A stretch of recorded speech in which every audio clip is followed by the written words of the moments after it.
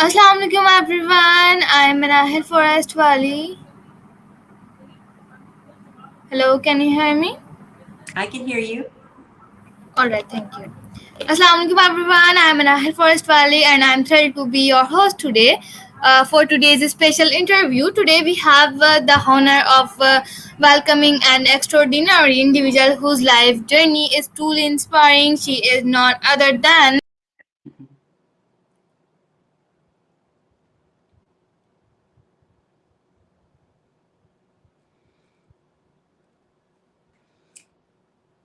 I can't hear you.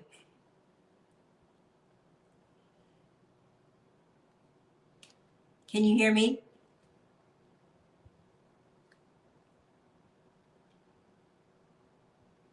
I still can't hear you.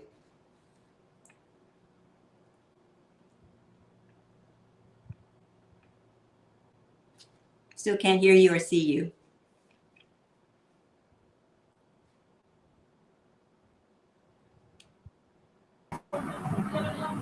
Now I can see you. Thank you so much. I'm so sorry, internet was not working. Now my internet is working. Perfect.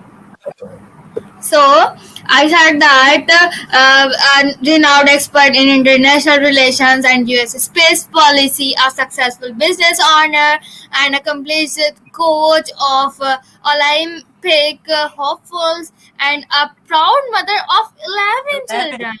11 Before children. yeah.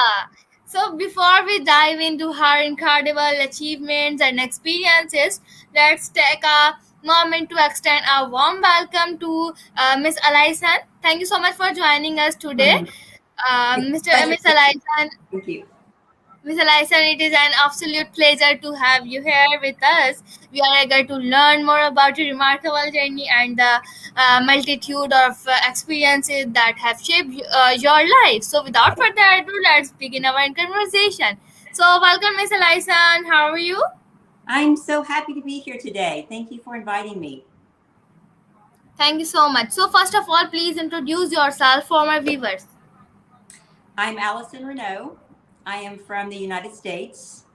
As my host mentioned, I'm the mother of 11 biological children. I have 9 daughters and 2 sons. And, I consider raising my children my most important job.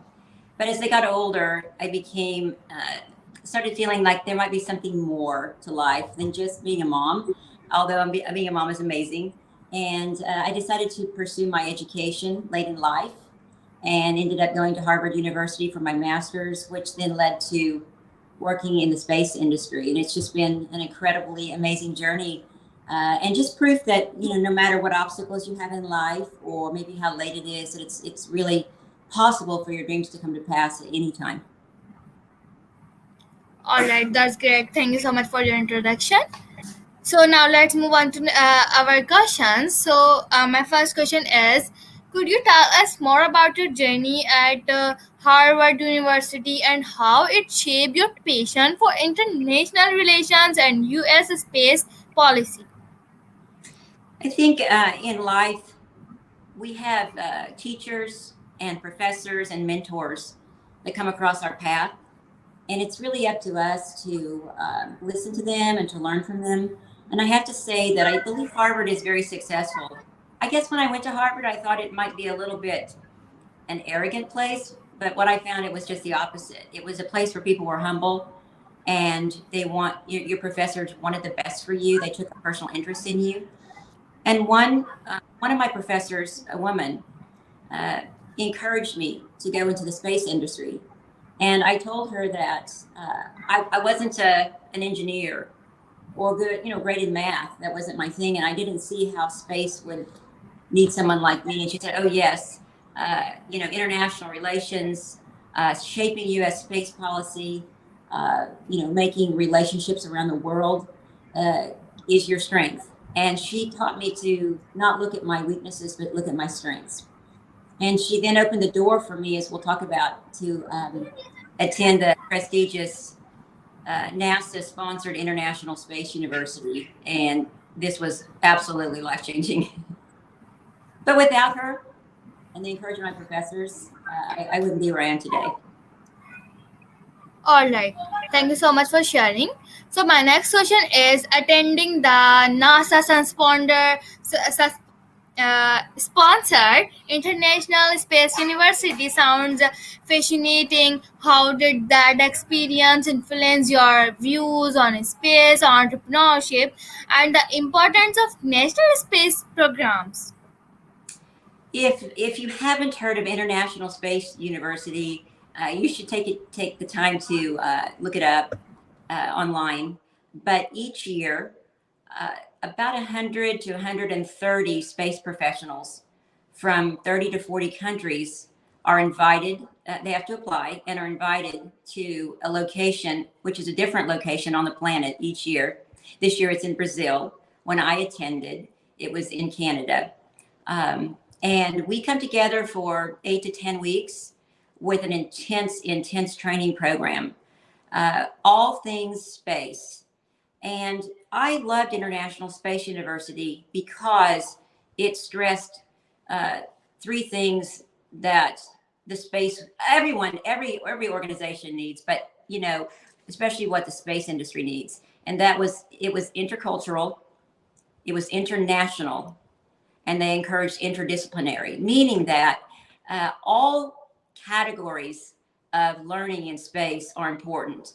So the engineers would learn about space policy, and the space policy people like me would learn how to launch a rocket and do robotics. We had a chance to put our hands in every aspect of space, and we were taught to get along, even though we were from many different countries, and how important collaboration is in the space industry, because there's a lot of money at stake that governments put up to do a space program. And most importantly, if we don't do our job and stick together, regardless of our differences in our backgrounds and our learning, um, these programs will fail, and if there's human beings involved, they'll die. So it sort of glues us all together for a common cause. And that's what I learned most at International Space University. And lifelong friends, of course.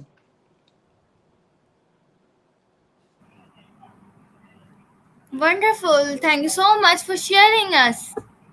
So now let's move on to the next question. My next question is your award-winning Harvard thesis has been highly regarded and even considered a framework for the current U.S. space policy of NASA's return to the moon. Can you give us an overview of the key ideas inside presented in your thesis? Absolutely. In fact, it's been turned into a book. A publisher in New York City reached out to me and asked if I could turn this into a book, and it became #1 on Amazon Books when it was released. And I never expected that. I sometimes just think of myself as a mom, and it's amazing what education can do for you. But in answer to your question, when I began writing this thesis in 2014, it took me a couple of years, and I interviewed the most expert and experienced people who many had more than 20 or 30 years in the space industry. Many were astronauts, Apollo astronauts, to get their viewpoints and to put together information. And the question of my thesis was, uh, should we go back? Should NASA go back to the moon, or should NASA skip the moon and go to Mars?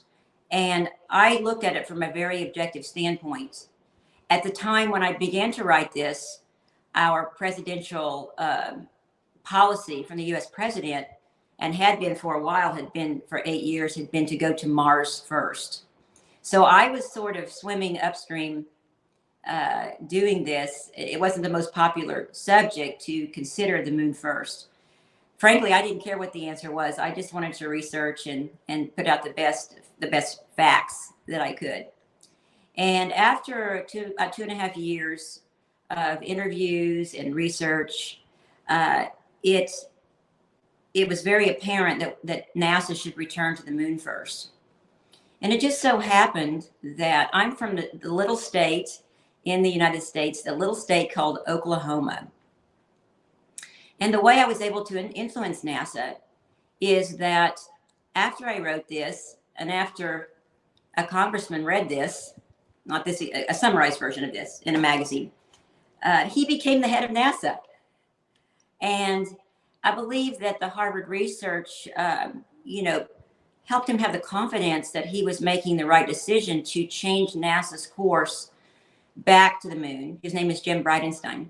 Back to the moon first, practice on the moon, learn how to live and how to, create the life support programs we need there, oxygen, water, living conditions. And then from there, we can launch to Mars. And there's so many reasons why it's great to go back to the moon. One of them is that the moon only has 1/6 gravity compared to Earth. So when you launch a rocket, we don't have this gravitational pull as well. So there's just a variety of reasons. And it was just a joy to research this subject and to meet amazing people along the way.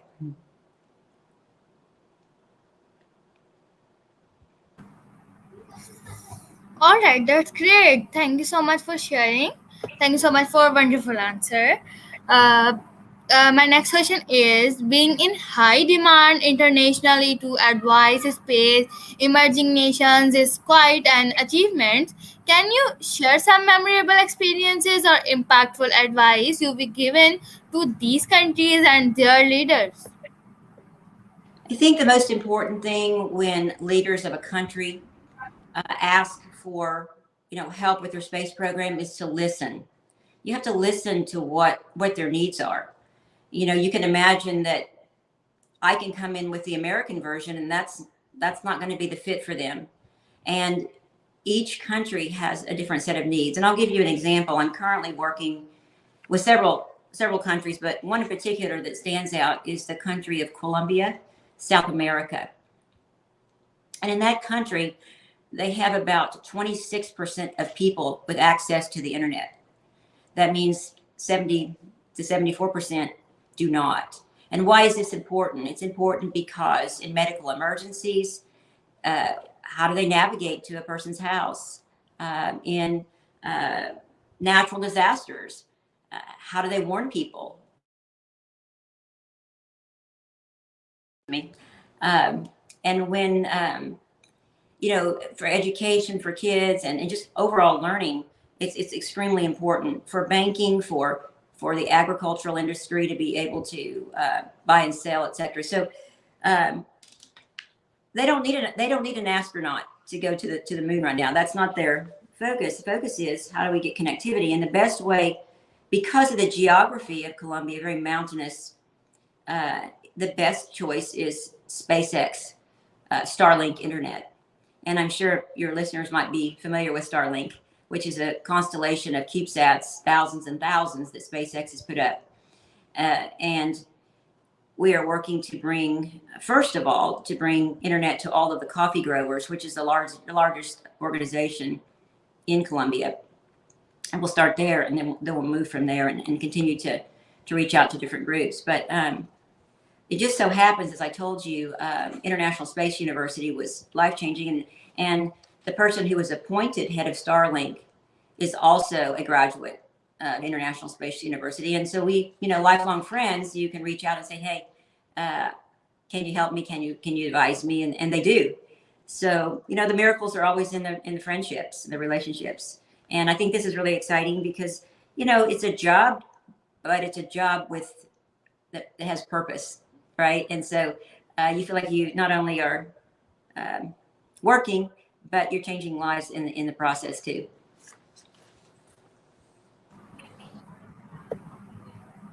All right, thank you so much for your answer.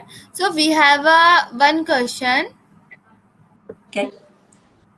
Yeah. I saw a little bit. It said, is there a scholarship available for... Sorry, I'm sorry. There you go. That's a great question. What Harvard is also extremely international and intercultural, and they pride themselves in that. And on top of that, they have, one of the largest scholarship funds in the world. And they are always looking for a couple of things: high academic achievement, And then, what community service and what did you do with your life in high school?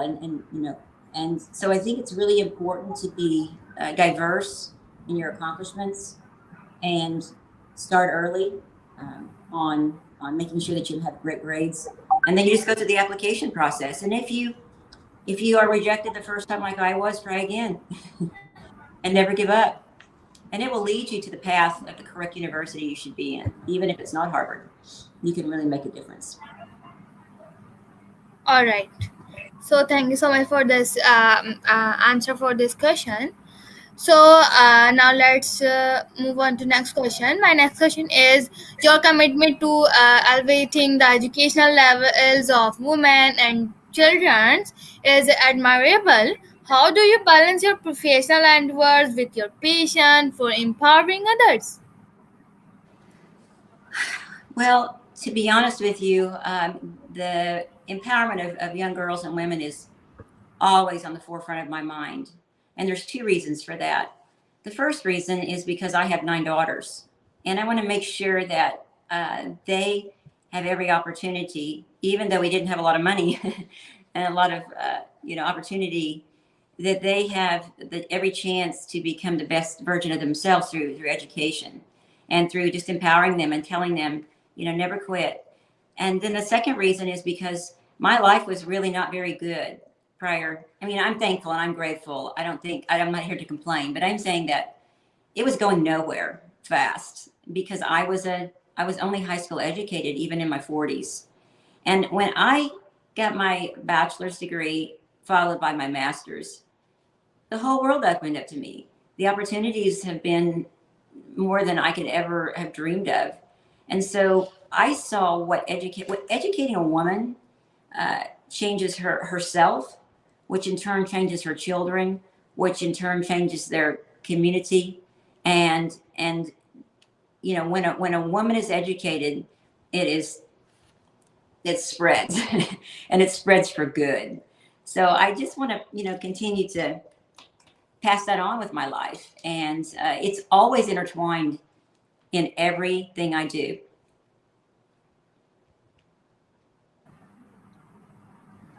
That's great.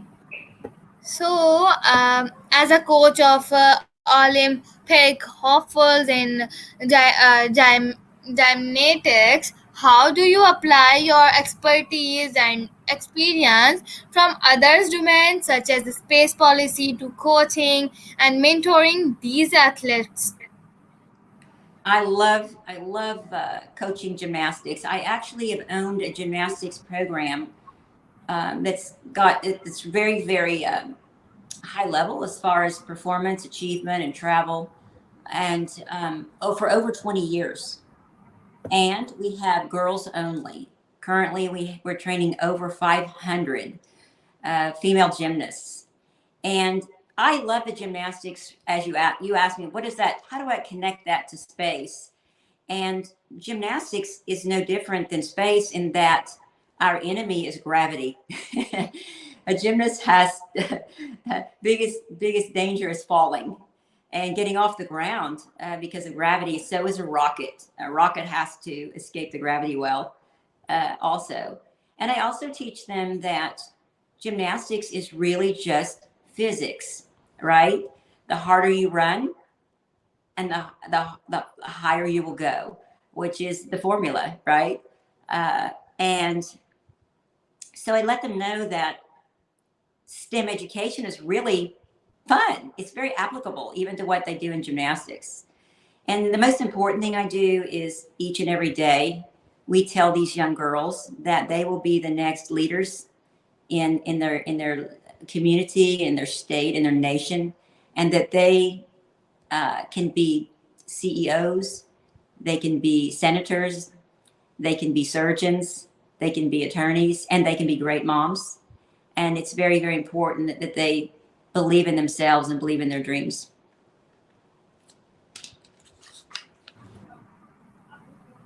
That's great. So, with a busy schedule and being a mother of 11 biological children, how do you manage to pursue your personal and professional goals effectively? I think the most important thing is making a schedule every day and sticking with it to the best of your ability. Uh, Time management. And you need to take care of yourself first. We have to take care of me, right? Of you. And the only person that can take care of you is you. So you have to make sure that you get plenty of sleep and honestly that you eat right and that you exercise and that you're in a really good mindset.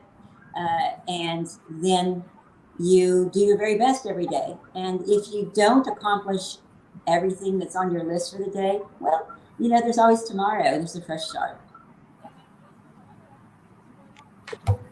All right. So, holding a pilot's license for over 35 years is impressive. How did you develop an interest in aviation, and how has flying influenced your perspective on space and exploration? Are you referring to being a pilot?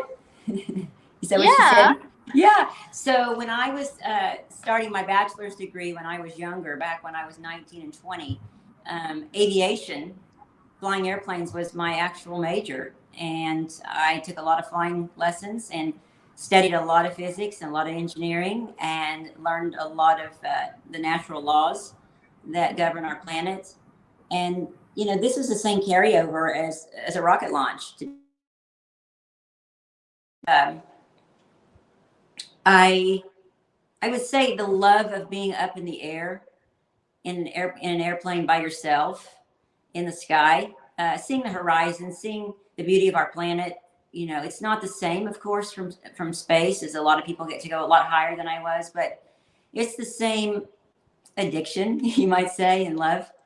And so they're very much intertwined in a lot of ways. And so this is how I think being a pilot connected me also to space.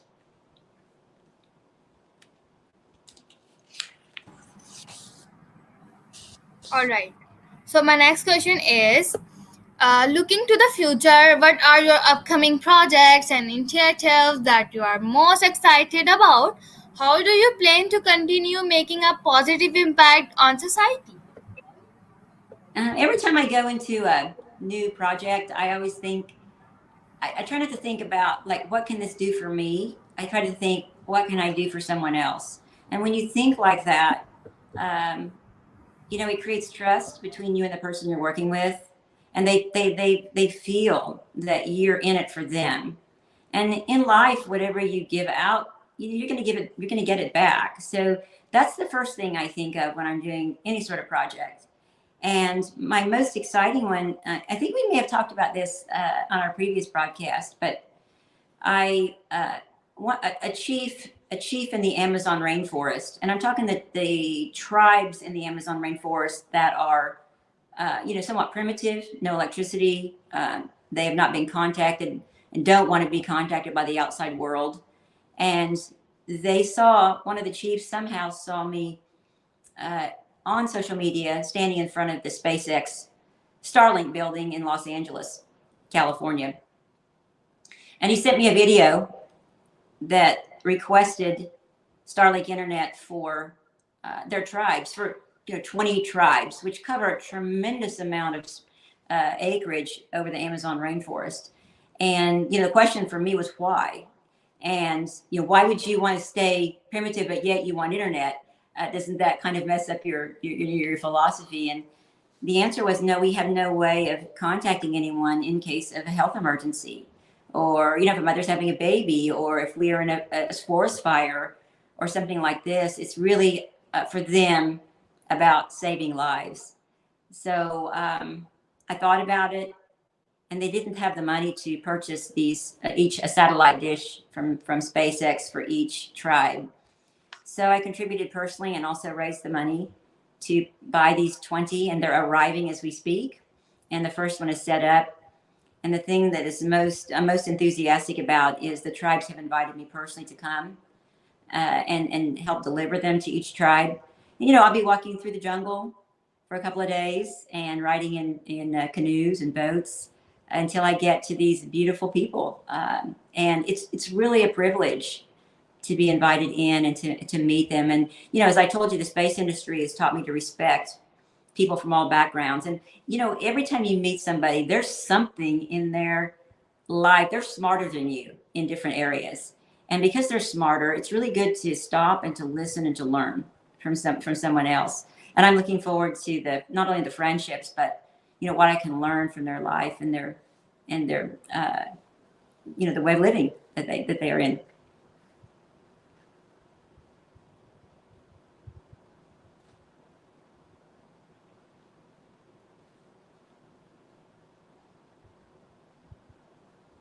I think I lost you for a little bit.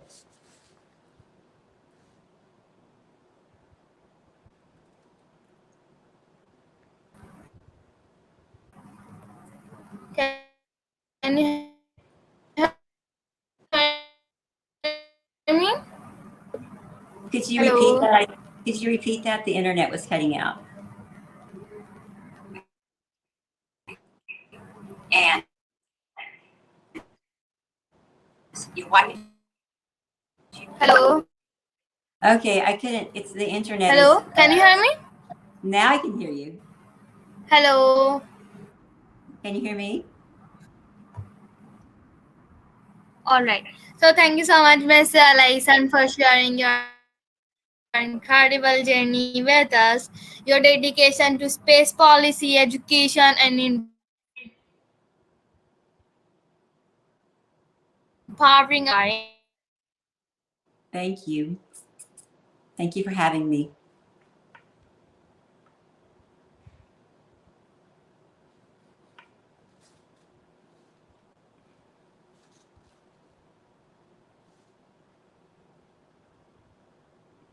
I'm still.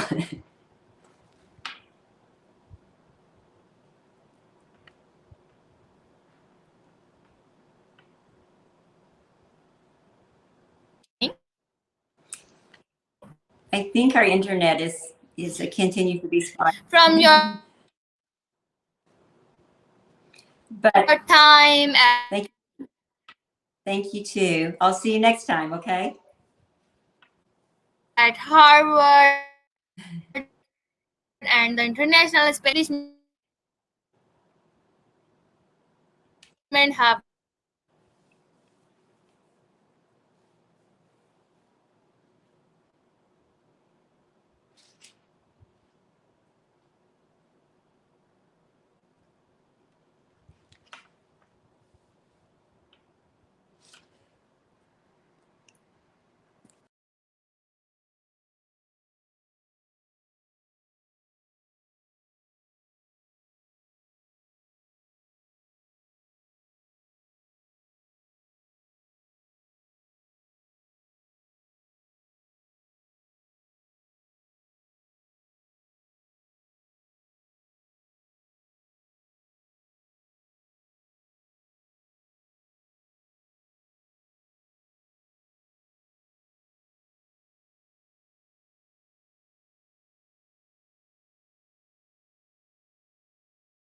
Hey everyone, my internet was not working.